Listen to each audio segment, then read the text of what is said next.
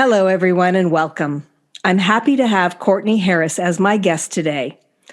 Courtney is a pediatric occupational therapist specializing in sensory integration with almost 12 years of experience. Originally from San Diego, California, she went to undergraduate school at California Lutheran University, where she received her bachelor's in psychology with an emphasis in child development. She graduated with her master's degree in occupational therapy from USC in 2009. Based in Los Angeles, Courtney had the opportunity to take over Kinder Clinic, a sensory integration-based occupational therapy clinic founded in 2003. She specializes in working with children who are struggling functionally, but the reason may be unclear. Concerns she often addresses include self-regulation, attention, organization of behavior, impulse control, sensory motor delays, and social skills. She generally works with children ages 4 to 12 years old. Welcome, Courtney, and thanks so much for joining me today to discuss the important service that you provide. Hi, Gilda. Thank you so much for having me. So to begin with, what are some red flags of sensory processing disorder, which is often referred to as SPD? Well, there are many, and a lot of times people are overwhelmed by their children's behaviors. And one of the main things we need to remember is that we need to see beyond the behaviors. And that's kind of been a big word going around, beyond the behavior, because we really need to understand our kids. And so to do so, we can learn about these different red flags of sensory processing disorder that some kids might have. For example, in sensory integration therapy, we look at the auditory system, the visual system, the tactile, but then also movement, which includes vestibular and proprioception. And among those with auditory, you're going to see kids who are sensitive to really loud noises, but also may be sensitive to noises that aren't necessarily as aversive as you would think. For example, the ticking of a clock, or they alert to someone walking past the door, or things like that, and they get distracted by that. And we all get distracted, but this is a red flag if it's consistent and they really can't turn their focus back to, say, the teacher's instructions or whatever they're supposed to be listening to. Another one would be visual. And red flags, of course, we can all get visually distracted or space out or whatever once in a while. But when visual processing becomes a concern, you see kids really sensitive to bright lights. They're constantly preferring to be in the dark, covering their eyes, complaining of the sun being too bright, looking away frequently when they're in class or, at the dinner table, and they're constantly looking around. Whatever's walking by, whatever's moving behind them, they can't filter and focus on what they're supposed to be listening to, looking at. And then one of the other ones is decreased eye contact. And this is a interesting topic because a lot of people think that decreased eye contact signifies possible autism or these big scary things, but it could just be that they're feeling visually flooded and they don't. To look at someone's eyes is a very strong emotional connection. It's a lot of visual input. And so they might be avoiding just because they emotionally and or visually can't handle it. So they're looking away more frequently. The next sensory system that we often look at is vestibular processing. And you can either be hyper responsive, where you become distressed with movement, or you're scared when your feet leave the ground, or you're avoiding playground equipment and swings, or you prefer sedentary play, or you be hypo-responsive, where you are seeking a lot of input. These are the kids that seem like whirlwinds, running around constantly, jumping, high arousal, being very silly and loud, and their play but their play will be disorganized. It's not this purposeful, let me run back and forth and play this fun game of tag or something. It's going to be just very disorganized play with decreased impulse control. The other big one is proprioception. And this is where you're going to see kids bumping into objects. They're very clumsy. They might fall on purpose to get that heavy impact in their joints and their body to kind of feel where they are in space. Another one, like I said, is decreased coordination or fluidity of movement. These kids are going to be, maybe they're strong, but they look uncoordinated. So you ask them to do jumping jacks and their arms and legs aren't coordinated, or they can't follow a sequence because they're just not able to move fluidly. And these other kids also are going to seek deep pressure. They're the ones that are wanting to have really, really tight hugs. Maybe they're squeezing their younger brother or sister or dog or something too tight, or it becomes a concern, things like that. And then one of the other ones is tactile. These are the kids that they don't like messy play. Now, certain kids like to be clean, but there's a certain point where liking to be clean becomes a concern. Are they not engaging in these preschool activities and art projects? They don't like finger painting. They don't like playing in the dirt. They don't like, another thing would be they don't like certain clothing tags on their clothes, or how their socks feel, or how certain shoes feel. I know many little girls who have tactile defensiveness, they will only wear skirts because they don't like the feeling of pants. A lot of kids will only wear short sleeve or only long sleeve, things like that.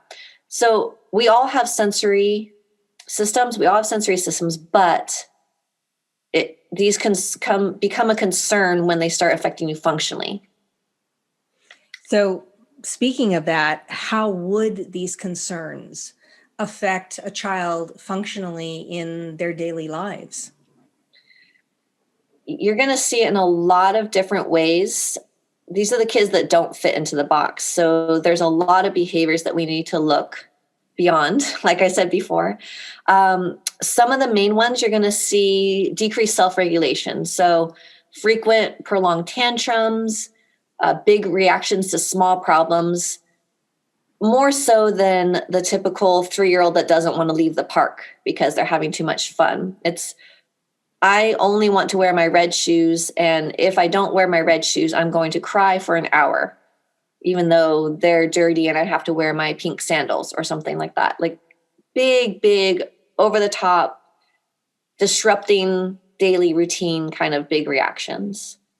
You'll also see poor frustration tolerance to small things, not I'm trying really hard at this for a really long time and I just can't do it frustration, but I tried to throw the ball once, it didn't go into the basket, and now I'm going to have a big tantrum again because it's just too much. I can't handle it. Besides those social and emotional concerns, you're also going to see delays in gross motor and fine motor skills. So possibly they're not balancing or hopping on one foot. They're struggling with ball skills. These are the kids that are struggling with handwriting when they enter kindergarten, first grade. Their grasp may be off, not a functional tripod grasp where you're holding it with your pointer middle finger and thumb. And then on top of all this, so if your self-regulation is off, your gross motor and your fine motor skills are off, you're going to really be your social skills are going to really be affected.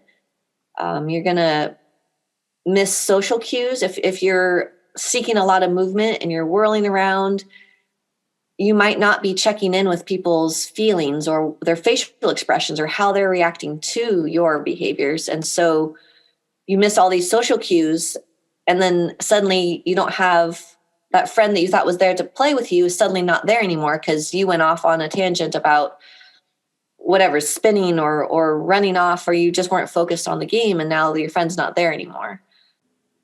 Along with all of that, you're going to see just disorganized play, like I mentioned before. You're inefficient with doing things. You might jump from one activity to the next, and that again is going to affect the social skills, the play skills. You're not going to follow the group plan, the flow of play, because you're bouncing around too much from one topic to the next. So it goes on, but those are some major ones. So what are some things that parents can do to help support their children that have sensory processing concerns? One of the main things is to try to really understand the behavior, not thinking that they're being quote unquote bad on purpose. They're not having this tantrum just to make you mad. They're not taking forever to put their shoes on just to not leave the house, because kids, they want to go to school. They want to play. They want to learn. They're not just being lazy, things like that. So really understanding why these behaviors are happening is the first step. And then once you start to educate yourself more, there's tons of really great books on sensory processing disorder for parents. So once you really start to understand, okay, so maybe my kid is the one who has a lot of energy and struggling with self-regulation. So what can I do? So you can give them heavy work is a really good one for calming the nervous system. Heavy work activates the proprioceptive system, and that's going to look like pushing and pulling heavy things. Maybe you fill a laundry basket with something heavy and push it around the house, or help carry the groceries in because those are heavy. You can work in just a few little exercises in the morning before we go to school. We do wall push-ups, some jumping jacks, maybe a little bit of yoga, some down dog, or other weight-bearing activities, just things, heavy work. So they're using their muscles, and that's really going to calm and organize the nervous system. The first step that parents can take is just some simple little activities. And are these effective? Sure. And then do we need to delve deeper? Possibly. And then you might need to reach out to an occupational therapist, of course. How does occupational therapy help to specifically address these concerns that you've been discussing? Definitely. So sensory integration OT really delves deep into each sensory system and actually starts to remap the brain and the sensory connections so that they actually are processing movement and tactile input and visual input more efficiently. So they actually do start to have more functional reactions or more prolonged attention to play or more relaxed reactions to small problems. Their social emotional skills start to be more regulated, things like that. So really just doing a wide variety of activities to help organize the sensory systems and start giving the kids the input they need, or helping them process and feel more comfortable with the sensory input that might just be a little bit too scary, like swinging or jumping down from a small height or things like that, or jumping on the trampoline. Now, a lot of these issues that we've been talking about that you've mentioned, I believe, and correct me if I'm wrong, that several of them can actually exist simultaneously. A child can present with, 2, 3, 4, even more of these particular issues. So does a child have to have another diagnosis like autism or ADHD to be considered to have SPD? Or is that often just a diagnosis in and of itself?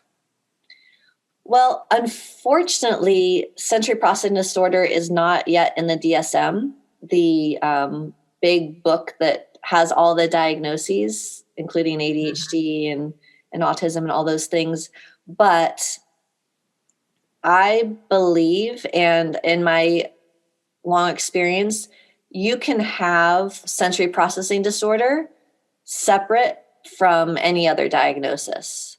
Those are the kids that I really focus on because they're misunderstood. They don't need a diagnosis of ADHD. They're not on the spectrum, but they're still struggling. Maybe they are the little preschooler that nobody understands, like, well, he doesn't have autism, but he's still running around and doing these repetitive behaviors and seeking a lot of sensory input. What do we do?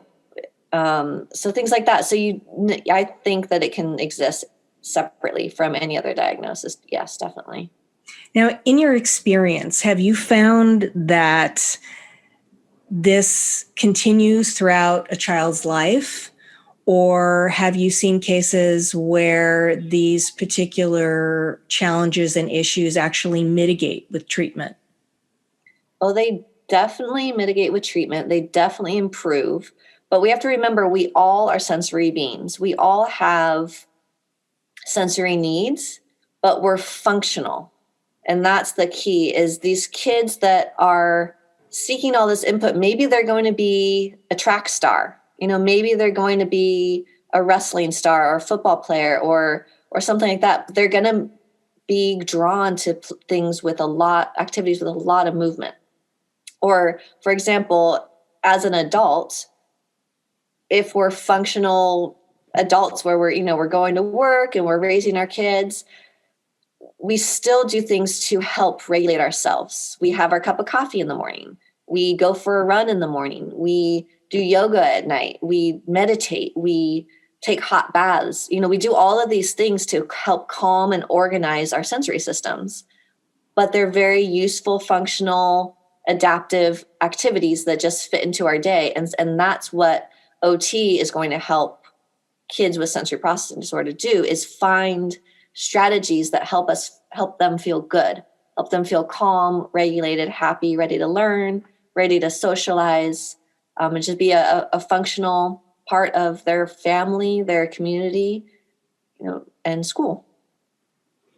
Well, you've made a lot of excellent points, Courtney, and I'm sure that our listeners will probably have more questions. At this stage, I'd like to ask you if there's anything that we haven't covered, perhaps an important takeaway that you want to mention for the people who are listening. And also, if our audience wants to reach you, if our listeners want to reach you, they have questions, they want to know more, how can they do that? Definitely. Well, the main takeaway that I want to give is that do remember that all behaviors come from somewhere. There's a reason behind them. And that if it does appear that it's sensory, these things can be mitigated. They can be helped through strategies. And it may be lifelong strategies, but it does improve. Kids become more calm and regulated and focused and happy, and able to play more productively and purposefully with their friends and peers and family. And and if your child does need occupational therapy, you can definitely reach out to an OT. If you're interested, my website is kinderclinicinc.com. So that's KinderClinic.com. Well, thank you so much, Courtney, for your time and for giving us some very helpful information today. Thank you so much, Gilda. It was my pleasure. I also want to thank our listeners for spending a part of their day with us. I'm Gilda Evans, reminding you to take care of yourself and that special person in your life.